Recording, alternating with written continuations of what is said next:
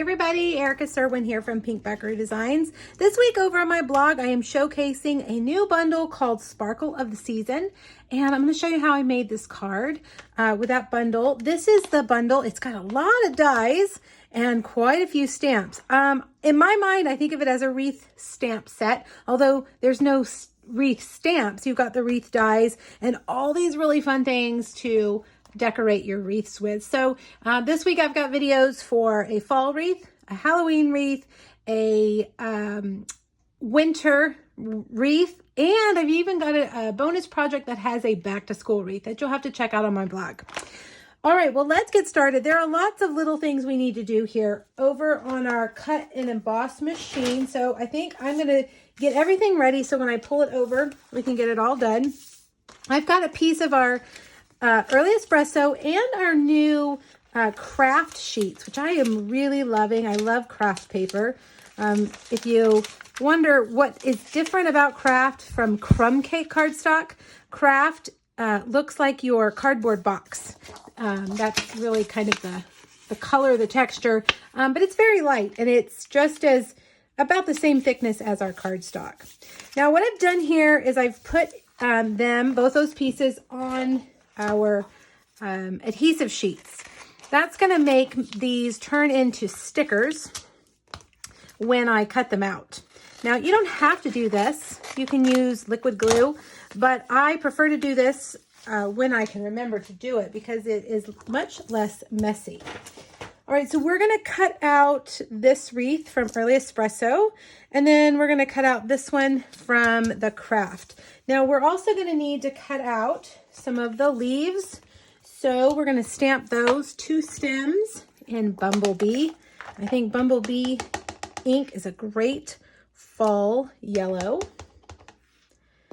Okay. And then the other thing we're going to do is we're going to emboss a piece of crumb cake. And by the way, I should have compared the two.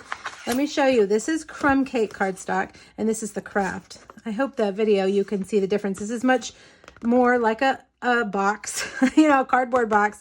And our crumb cakes are, crumb cakes, one of my favorite colors, favorite neutrals. So they're both fantastic. All right, we're going to emboss this piece with the Timber embossing folder. This is from the new holiday catalog. All right, so we've got that matching die and we are going to pull over, make some room. We'll pull over that cut and emboss machine. And we're going to have to do a little flip-flopping with our plates. Let's do our die cuts first. When you're die cutting, you keep both the bottom plates and then one of your clear plates. And I wonder how much if I can get all of these on here. Let's see. I'm going to do that one there. Actually, we need to flip them around. That one there, that one there. And then we will put this one over here. If I cut it, I probably can get it to fit. We'll put that right there. And I am going to take a little piece of Post-it tape. If I have my Post-it tape here, well, looks like I do not. Well, anyhow, if you are worried that that die is going to slip, you can put a little bit of Post-it tape down on there and it holds it in place. I love Post-it tape. I use it probably every single day in my craft room. Now I'm going to go through here twice, maybe 3 times for good measure, because not only are these dies pretty intricate, meaning they have a lot of cutting space, cutting edges, but we've also made the paper thicker by putting those adhesive sheets on there. So before I take them off, I can take a look in the back and see, is there anywhere that it didn't cut through? Nope, it did pretty good. So I'll take those off. And if you ever have trouble with it cutting through, you can lay your dies like that and run it through that way. For some reason, it is a tighter cut. And if you have a die that is being stubborn, give that a try. And you'll see it always seems to solve any problems that I have with a die not cutting through. And it's usually those dies, that have all kinds of holes and spaces in them. Makes them a little bit more difficult to cut. All right, so we've got our foliage. And now we're gonna, because this is a 3D embossing folder, we're gonna take all the plates off except for the bottom one, that's plate 1. And then we will put our paper in here. And if you'll notice, there's a line here on the front of the embossing folder. That is to help you line up your paper so that your image will be straight, won't be crooked. Then you're going to put this plate on top and roll it through. Okay, so that little sandwich is just the bottom plate, and this plate, it's plate number 4.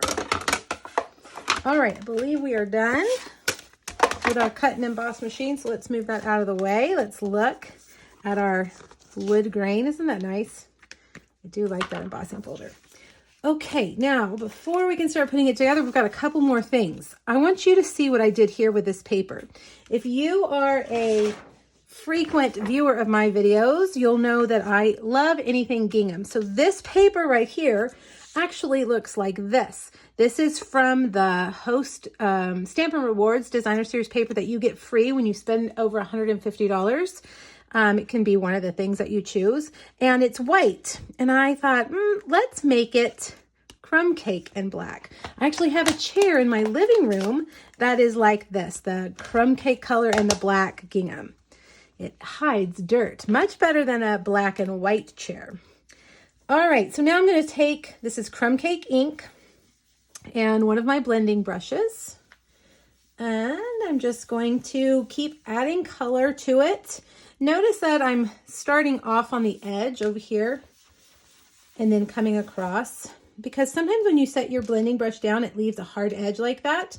And so if you start over on the paper, you don't have to worry about having a hard edge. Sometimes I'm going too fast and I forget and I set it down, and then I'm sorry that I did it because it left a hard edge from the brush.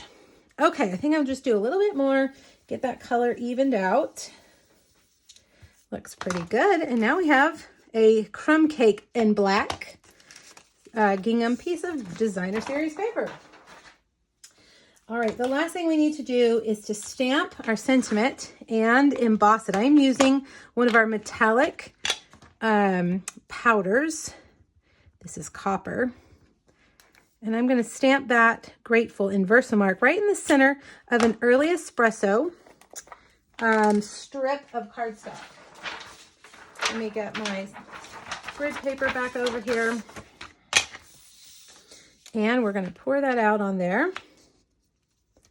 Tap it off. If you see any of those extra little granules, you want to make sure you get them off. I think mine look pretty good. All right, and then you can take this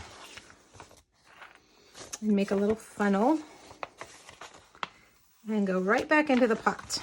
No mess. Okay, grab your heat tool, flip it on, and we're gonna emboss this. It'll take about 15 seconds maybe for that heat tool to get to the right temperature to start activating your embossing powder. But once it does, oh, there we go. You can tell it turns bright and shiny. There we go. Okay, let me see. Maybe looks like maybe I need to do a little bit more right there. There we go. All right. Now I'm going to just take my scissors and cut that at an angle like that. All right. I'm not going to do anything fancy to it. Now I think we are ready to put everything together. So we're going to get that piece that we embossed, and let's get off our wreaths. We'll do the craft colored one first. Be real gentle here.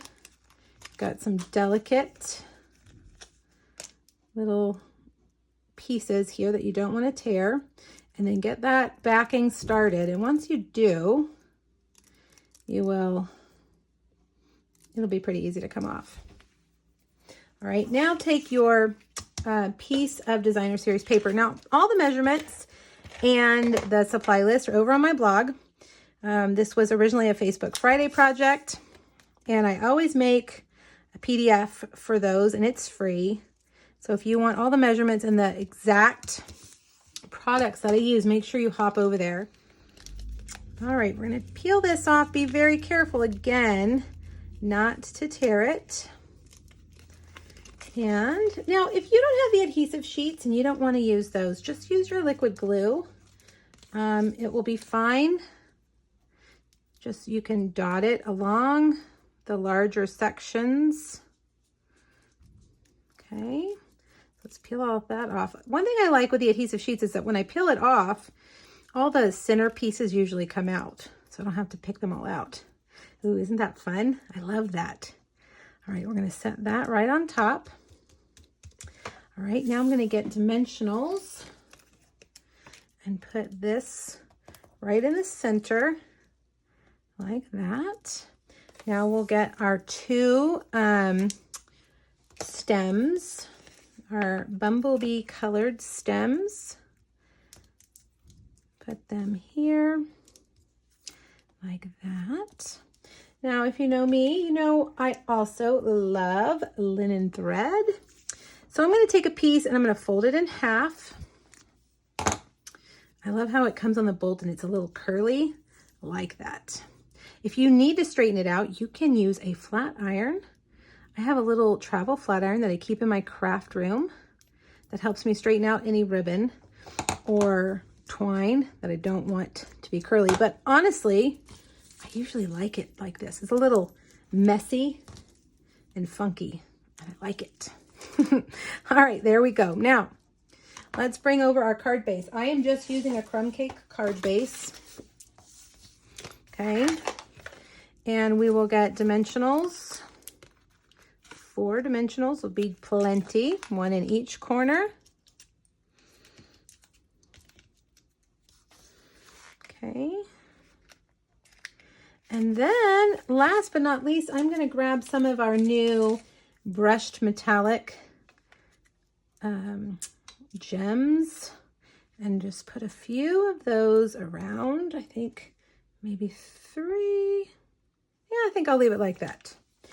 And there you have it, a really fun fall card that you could use for a thank you card, thanking of you, Thanksgiving, all kinds of options.